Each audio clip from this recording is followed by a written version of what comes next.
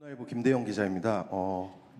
우상호 전 수석이랑 이제 김병옥 전 비서관 등을 필두로 해서 지방선거 출마하려고 그러는 청와대 참모진들 이탈이 시작됐습니다. 그 중에서도 사실 기자들도 그렇고 국민들도 그렇고 많이 관심을 가질 것 같은 부분이 대전 충남이 이제 통합이 되면 여권 내에서 어떤 후보군이 나올 것이냐일 텐데, 제가 사실 30대인데 제 주변에 이제 대통령님 지지하는 친구들 얘기를 들어보면 그 친구들이 대통령님하고 여기 계신 강훈식 비서실장님의 사이를 서로 사랑하는 사이다 이렇게 좀 표현을 하더라고요. 그래서 제가 질문 드릴 부분은 대통령실 참모진의 지방선거 출마가 대통령님의 국정 운영에 득이 된다고 생각하시는지, 그리고 사랑하니까 떠나 보내실 수 있는지 이렇게 궁금합니다. 문화일보라 그랬죠.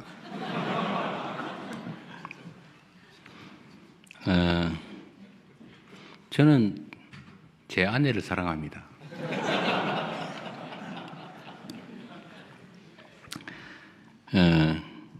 그리고 우상호 등은 이탈을 한 게 아니고 자기 역할을 충분히 하고 또 자기 길을 찾아가는 것이죠. 우리가 무슨 꼭 같이 가야 되는, 떨어지면 안 되는 관계는 아니니까 이탈은 아닌 것 같아요. 그분도 그분의 삶이 있는 것이고, 또 정무수석으로서의 역할을 충분히 잘 했어요. 또 후임은 또 후임대로 자기 역할을 잘 하겠죠. 뭐 어떤 사람이 어떤 정치적 선택을 하는가 하는 것은 제가 이래라 저래라 할 수도 없고, 또 한 가지는 전혀 예측 불능입니다. 알 수 없죠. 정치는 뭐 살아있는 뭐라고 그러던데, 개구리처럼 어디로 뛸지 알 수 없다고. 상황은 어떻게 될지 알 수 없죠. 그냥 저로서는 지금 제가 맡은 역할을 열심히 할 거고, 우리 참모들도 자기 역할을 그 자리에서는 뭐 마지막 순간까지 최선을 다해주기를 기대합니다. 근데 뭐 언제 사랑하는 사이로? 징그러. 아닙니다.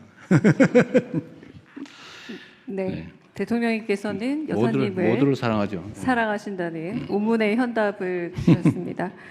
네, 국민 여러분을 대신해서 국내외 언론 잠깐만요. 여러분들과 내가 이거 네. 꼭 물어봐야 되겠다는 거, 진짜 시간이 지연돼도 이건 꼭 물어봐야 네, 되겠다. 요거는 절실하다. 대통령께서 지목 한번 해주십시오. 아니 머리 많아요. 밤새려고 그러세요? 네. 저기 얼굴은 안 보이는데 흰 팔. 네, 뭔 말씀인지 한번. 네, 그렇게 안녕하세요. 절박한지 한번 들어보겠습니다. 네, 안녕하세요. 저는 신화일보 김가혜 기자라고 합니다. 대통령님, 어제 그 국무회의에서 2차 종합특검법이 의결이 됐는데요.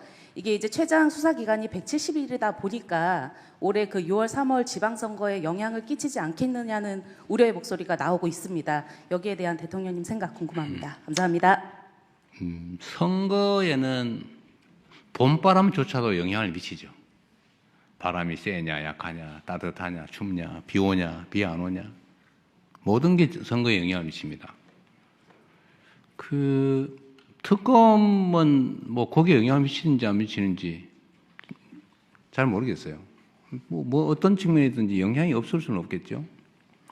그러나 특검을 안 하더라도 원래는 합동수사본부 또는 경찰의 수사팀들이 구성이 되어 있어서 수사를 하기 때문에, 내가 보기엔 그게 특검이냐 아니냐는 별로 영향이 없지는 않겠지만 크지는 않을 것 같아요. 저는 그게 어떤 사람이든지 뭐 나하고 가깝든 멀든 그 점은 분명합니다. 부정부패는 청산하자. 저는 제 평생 부정한 돈을 받거나 부정한 돈을 쓰지 않고 정치적으로 나름 성공했기 때문에, 저는 다른 분들, 정치하는 분들한테도 그 점은 확실하게 말할 수 있어요. 대한민국 국민들의 민도는 돈으로 매수하거나 또는 부정한 이상한 걸 하지 않더라도 얼마든지 지지받을 수 있다. 그걸 보여줬다는 게 중요하다고 생각해요. 그리고 앞으로는 반드시 그렇게 가야 됩니다. 그런 점에서 뭐 저는 피와 가리지 않고 그게 뭐 특검이든 검찰이든 경찰이든 원칙대로 엄정하게 수사할 건 하고 진상은 가려서 책임은 엄정하게 물을 건 묻고 또 억울한 사람 생기지 않게 하자는 점은 다를 바가 없기 때문에 저는 특검이냐 아니면 일반 검찰 경찰이냐 큰 차이는 없을 것 같아요. 네. 그 진짜 억울해서 꼭 해야 되겠다면 해보세요. 그냥 자꾸 그러지 마. 뭐 이리 억울한 일을 많이 만들어가지고. 그러게요. 제가 아니 대통령님 이제 한 말씀이 번만 할게요. 너무 저기 정보가 우리 많아서요. 네네. 이번 남자분으로 네. 여기 누구신지 모르겠는데 노란 두 번째 줄에 이걸로 마지막으로 하고 네. 그리고 나중에 들어겠습니다. 사적으로 한번 하시든지 네, 하시죠. 대통령 저는 작지만 정직한 언론 기자뉴스 이준희 기자입니다. 저는 어디요? 기자뉴스 이준희 기자입니다. 기자뉴스. 예. 저도 한 10수년 만에 처음 질문을 대통령께 드려가지고요. 감사드립니다. 제가 드리고 싶은 질문은 이 국가보안법 문제를 좀 질문 드리고자 하는데요. 어제 그 최근에 통역당 재건 사건 관련해서 언급도 하셨지만 그 억울한 피해자 특히 국보법 7조 관련해서는 이 고무 찬양 조항이 독소 조항으로 여전히 작용하는 부분이 있습니다. 그래서 이 국보법 개정이나 이 폐지에 관해서 대통령의 입장 있으시면 좀 부탁드립니다. 좀 천천히 생각해 보겠습니다. 네, 또 저기 네. 유튜브 언론 있죠.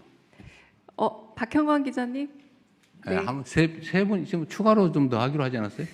그건 아직 저희가 하지 논의 않았어요? 중이고요. 지금 세 분이에요? 네, 지금 세 분 계십니다. 우리 박형광 기자 한번. 얼마 전에 이분이 그 유명한 박형광 결혼을 기자고. 하셨습니다. 네, 검소인도자 뉴스공장의 박형광 기자입니다. 결혼 축하합니다. 감사합니다.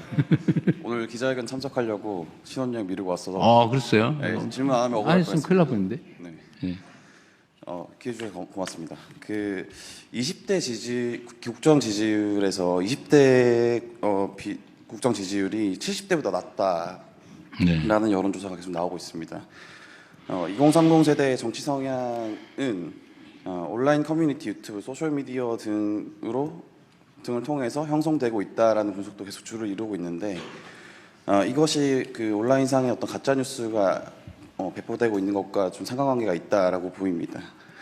대통령께서는 정부 공식 발표보다는 좀 자극적인 정보에 영향을 많이 받는 청년들과 소통하기 위해서 좀 어떤 방안을 강구하고 계신지 궁금합니다.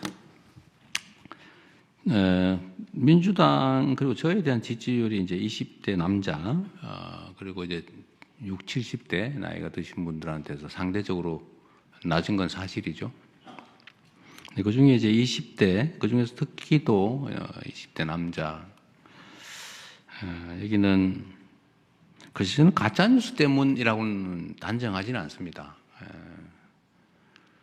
저는 그런 것 때문이라고 생각해요. 우리 사회의 이제 성장 발전이 이제 지체가 되면서 이제 기회 총량이 줄어들었고 청년 세대들의 그 사회 진입이 매우 어려워졌죠.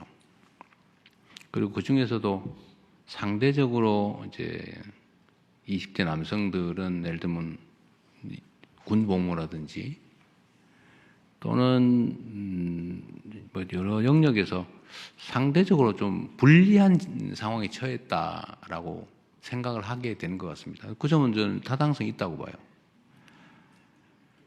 그리고 더 심층적 조사에 의하면 20대들이 보수적이 된 건 아니고 개별 사안에 대한 판단들을 보면 여전히 진보적이라고 해요. 정책에 대한 선호도나 판단에 있어서는. 그러나 행동 자체는 지금 정권에 대해서 좀 반대되는 경향이 좀 많다. 근데 그거는 뭐 결국 그 정치나 아니면 우리의 책임이라고 생각해요. 기회가 많이 줄어들었고 기성 체제 또는 기득권에 대해서 저항감을 갖는 게 또 당연하잖아요. 근데 자기들은 기회가 없는데 어쨌든 아마 20대들이 보기에는 민주당도 이재명도 상당한 기득권자 아니겠어요? 그 저항하는 뭔가 이렇게 불만이 있고 또 20대, 10대, 20대는 질풍노도의 시기이기도 하고요. 뭔가 해야 되는데 기회는 없고 너무 힘들고 화나고 또 암울하고 이런 것들이 이제 저항 행동으로 나올 수 있다고 생각해요. 그래서 저는 책임감을 많이 느낍니다. 그래서 제가 계속 성장이나 발전에 매달린 이유가 그거죠. 기회를 많이 만들어야 된다. 성장을 해야 기회가 많이 생긴다.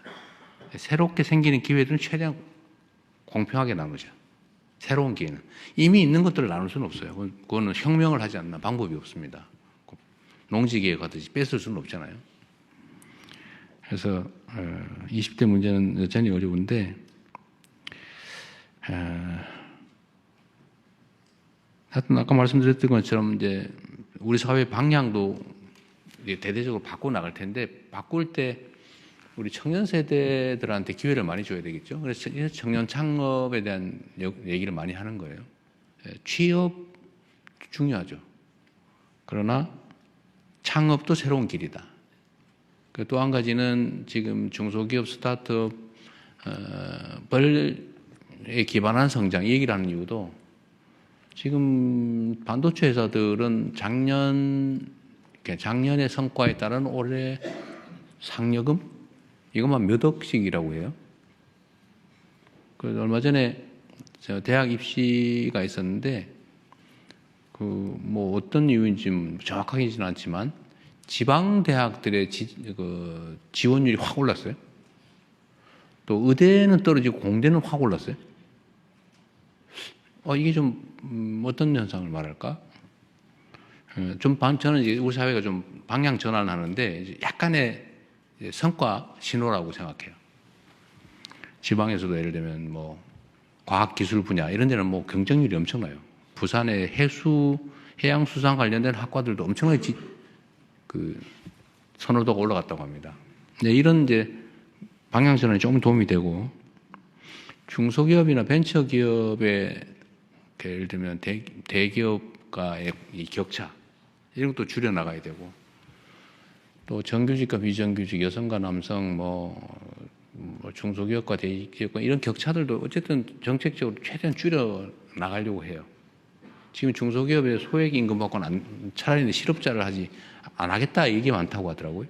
그러면 예를 들면 처우도 개선하고 희망도 만들고 회사도 성장 발전할 수 있어서 내 이 회사에서 일하더라도 내 인생도 필 수 있어. 이 회사가 성장 발전하면 나도 성장 발전할 수 있어. 이렇게 믿어지는 사회라 해야 되잖아요.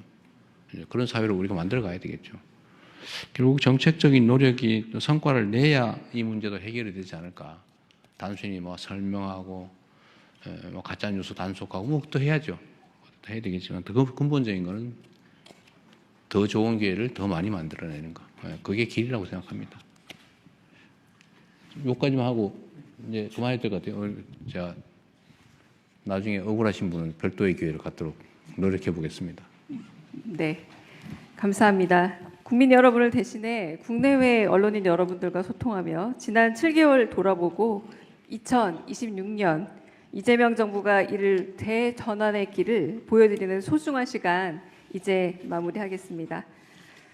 끝으로 갈수록 점점 더 재밌어져서 좀 끝내기 아쉬워졌던 것 같습니다. 네. 그럼 대통령께서 먼저 자리를 떠나겠습니다. 네. 하여튼 여러분들 이렇게 긴 시간 함께 해주셔서 감사드리고요. 여러분들의 질문이 곧 우리 국민들께서 가지시는 의문이거나 질문일 텐데 하여튼 최선을 다해서 좀 많이 말씀드리려고 했지만 그러지 못했는 것 같습니다. 가능하면 자주 뵙도록 할게요. 사실 저는 자주 하고 싶은데 우리 참모들이 뭘 그렇게 자주 하냐고 그래서 실수할까 봐 그러겠죠. 오늘도 아마 제가 얘기한 것 중에 꼬투리 잡혀가지고 어디 사설에 나올지도 모르죠. 그런 위험을 감수하고서라도 자주 뵙도록 노력하겠습니다. 그리고 다행히 한 7개월 이렇게 지났는데 나라가 조금씩 정상화되는 성과가 있는 것 같습니다. 혼란들이 많이 정리된 것 같고 또 기대도 조금씩은 살아나는 것 같아요.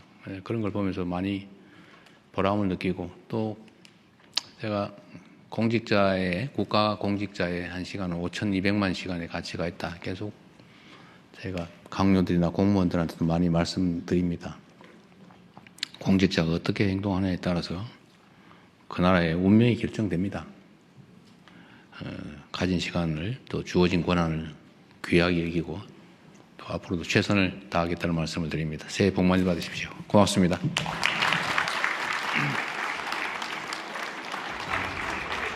이쪽으로 교통이 이쪽으로.